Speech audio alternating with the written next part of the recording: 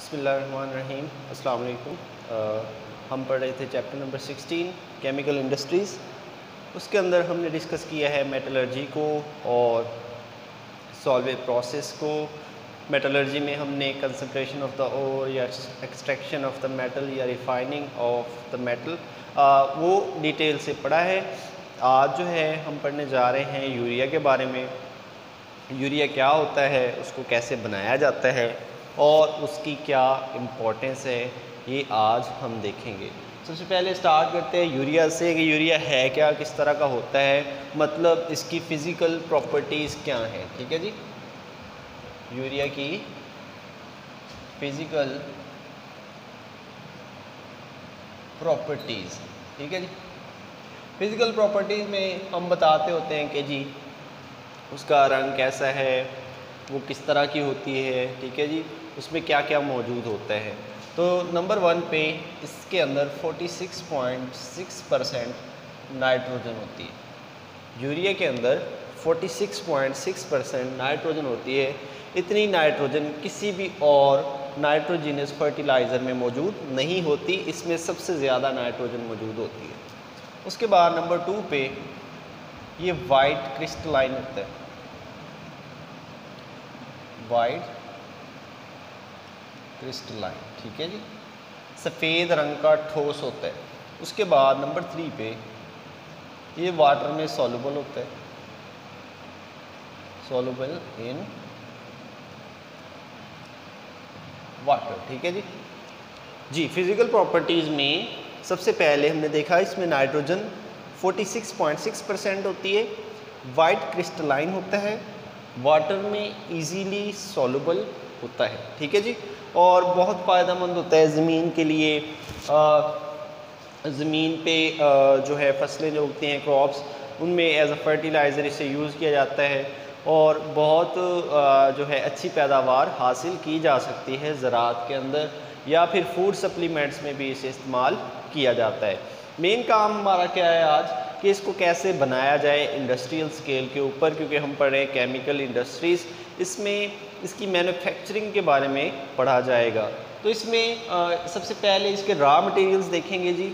Raw materials कौन कौन से हैं। रॉ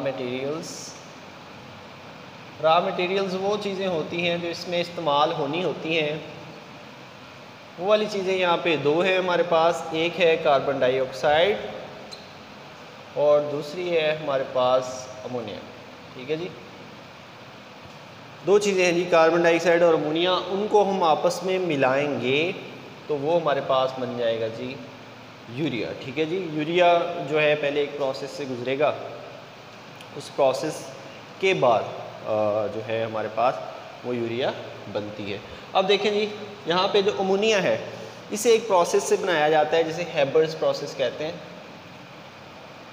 हेबर्स प्रोसेस, उसके अंदर क्या किया जाता है जी, हमारे पास जो नाइट्रोजन गैस है उसको हाइड्रोजन गैस से मिलाया जाता है at very high temperature 450 degree Celsius. वहाँ पे हमारे पास अमोनिया बनती है। कार्बन डाइऑक्साइड तो माहौल में वैसे ही मौजूद है, ठीक है, इसे इजीली अवेल किया जा सकता है, हासिल किया जा सकता है। लेकिन अमोनिया को कहाँ से बनाया जाता है, नाइट्रोजन गैस और हाइड्रोजन गैस को आपस में at very high temperature and pressure मिलाया जाता है तो हमारे पास अमोनिया गैस बन जाती है। ये वाला प्रोसेस हेबर्स प्रोसेस कहलाता है।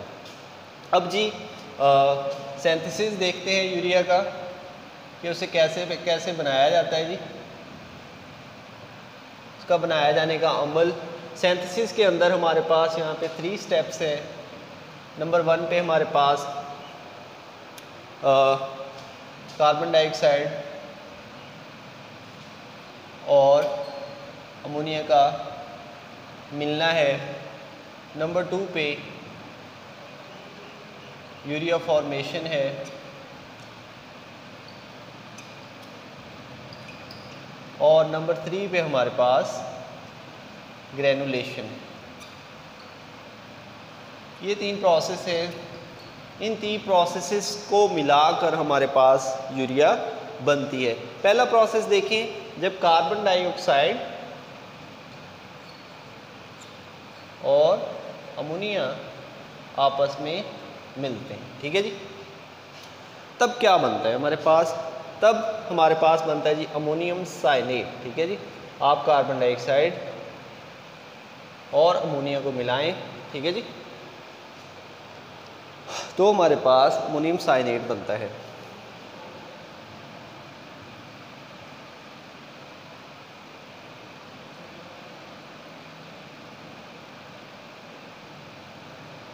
ठीक है जी, ये अमोनियम साइनेट है हमारे पास। कार्बन डाइऑक्साइड और अमोनिया जब मिलेंगे हमारे पास बनता है जी अमोनियम साइनेट। ये वाला अमोनियम साइनेट अगले स्टेप में जो कि है हमारे पास यूरिया फॉर्मेशन, नंबर 2 हमारे पास है यूरिया फॉर्मेशन। इस नंबर 2 स्टेप में, ये पहला स्टेप था और ये दूसरा स्टेप है। इस स्टेप में क्या होता है, यही अमोनियम साइनेट जो है इसको मज़ीद हीट किया जाता है, इसमें से वाटर निकल जाता है। वाटर निकलने के बाद जो चीज़ हमारे पास बचती है वो वाली चीज़ हमारे पास होती है जी यूरिया। देखिए कैसे हमारे पास इसको किया जाता है जी, अमोनियम साइनेट, इसको हीट किया जाता है जी। हीट करने के बाद हमारे पास ये वाला कंपाउंड बनता है NH2CONH2 और साथ हमारे पास बनती है यहाँ पे वाटर, ठीक है जी। अब ये वाला कंपाउंड जो है ये NH2CONH2 ये वाला हमारे पास होता है जी यूरिया। जी, यूरिया खाद बनाने के लिए पहला प्रोसेस क्या है, कार्बन डाइऑक्साइड और अमोनिया को मिलाएंगे, उससे बनेगा अमोनियम साइनेट। फिर आप अमोनियम साइनेट को हीट करेंगे तो आपके पास बन जाएगा यूरिया खाद बन जाएगी, साथ वाटर भी बनेगा। आखिरी जो प्रोसेस है वो है ग्रेनुलेशन।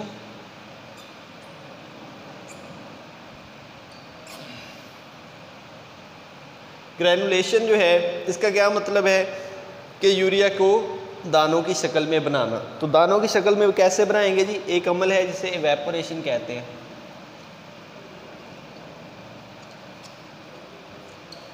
ठीक है जी, उसके ज़रिए इसे बनाएंगे। क्या किया जाएगा, ग्रेनुलेशन के अंदर यूरिया को जो है ऊपर से जाली में से गुजारा जाएगा। जाली में से यूरिया लिक्विड की शक्ल में गुजरेगा, लेकिन वहाँ पे हाई टेम्परेचर रखा जाएगा। हाई टेम्परेचर क्या करेगा, यूरिया को वो गैस बना देगा। वो लिक्विड जो है वो गैस बन के जब नीचे आएगा तो वो दानों की शक्ल में होगा। उन दानों को बाद में कर लिया जाता है ठंडा, हमारे पास यूरिया के छोटे छोटे दाने बन जाते हैं इवेपोरेशन की मदद से। लिक्विड को गैस में कन्वर्ट किया जाता है, उस गैस से हमारे पास ग्रेन्यूल्स बनते हैं, छोटे छोटे दाने बनते हैं। तो इवेपोरेशन वो मेथड है जिससे आप यूरिया के ग्रेन्यूल्स बना सकते हैं। ये था इसका प्रोसेस कि इसे कैसे बनाया जाता है जी। जो यूरिया जिसमें 46.6% नाइट्रोजन है, वाइट क्रिस्टलाइन है, सॉल्युबल है वाटर में, उसको कार्बन डाइऑक्साइड और अमोनिया से आप बना सकते हैं। अमोनिया को आप हैबर्स प्रोसेस से बनाते हैं, उसमें नाइट्रोजन और हाइड्रोजन गैस को आपस में हाई टेम्परेचर पर मिलाया जाता है और हमारे पास बन जाती है अमोनिया गैस। अब आ जाते हैं जी यूरिया की सिंथेसिस पे कि कैसे इसे बनाया जाएगा। इसके 3 स्टेप्स होते हैं। पहले स्टेप में आपने कार्बन डाइऑक्साइड और अमोनिया को आपस में मिलाना होता है, उससे हमारे पास बनता है अमोनियम साइनेट। उसको आपने फिर से हीट करना होता है तो हमारे पास बन जाता है यूरिया, NH2CONH2 इसका फार्मूला है, और साथ वाटर बनता है। और अगर आप ग्रेन्यूल्स बनाना चाहते हैं तो आप इवेपोरेशन करेंगे यूरिया की। इवेपोरेशन करने के बाद उसे किसी जाली में से गुजारा जाएगा और हमारे पास उसके ग्रेन्यूल्स बन जाएंगे। अब इसके हमारे पास आते हैं जी यूरिया के यूजेस कह लें या एडवांटेजेस कह लें, कुछ भी कह लें, ठीक है, वो आ जाते हैं।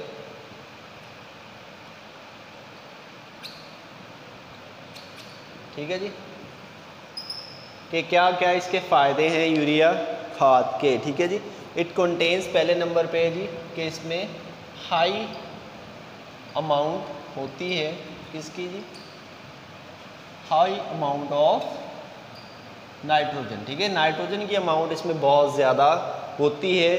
बाकी जो हमारे पास नाइट्रोजनस फर्टिलाइज़र होंगे, अमोनियम फॉस्फेट होता है हमारे पास, अमोनियम सल्फेट होता है हमारे पास, वो भी खाते हैं, या अमोनियम डाइक्रोमेट होता है, वो खादें जो हैं वो इतनी अच्छी खादें नहीं हैं एज़ कम्पेयर टू यूरिया।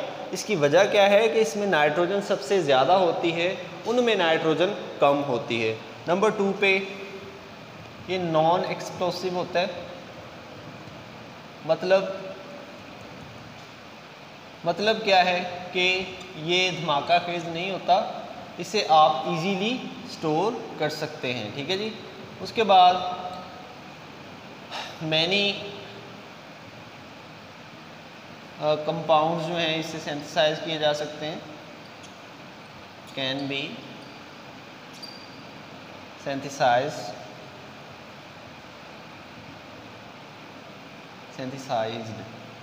ठीक है जी बाय इट। इसके ज़रिए आप बहुत से और केमिकल कंपाउंड्स बना सकते हैं इसके रॉ मटेरियल को के तौर पे यूज़ करते हुए। नंबर 4 पे it is used to make explosives, इससे धमाका खेज अशिया बनाने में इस्तेमाल किया जाता है। नंबर 5 पे 90% urea is used as fertiliser. ठीक है जी। 90% जो यूरिया है उसको फर्टिलाइज़र के तौर पे इस्तेमाल किया जाता है। जी हमारे पास क्या एडवांटेजेस हैं, ये यूजेस हैं यूरिया के। इसमें नाइट्रोजन बहुत ज़्यादा है, ये नॉन एक्सप्लोसिव है, इसको स्टोर करना इजी होता है, धमाका खेज नहीं है। और ये वाली जो है हमारे पास इससे बहुत ज़्यादा कंपाउंड्स और भी सिंथेसाइज किए जा सकते हैं। इसके ज़रिए हम धमाका खेज अशिया बना सकते हैं और इसे फर्टिलाइज़र के तौर पर 90% इस्तेमाल किया जाता है। और भी काफ़ी सारे इसके इस्तेमालात हैं कि इससे आप मुख्तलिफ़ चीज़ें और भी बना सकते हैं। एक और इस्तेमाल भी है इसका कि आप इसे एग्जॉस्ट जो होते हैं मोटर बाइक के या कारों के, उसके अंदर यूज़ करेंगे तो ये नाइट्रोजन के ऑक्साइड्स जो हैं उनको कम कर देते हैं, मतलब एयर पोल्यूशन को भी कम करने में मदद देते हैं।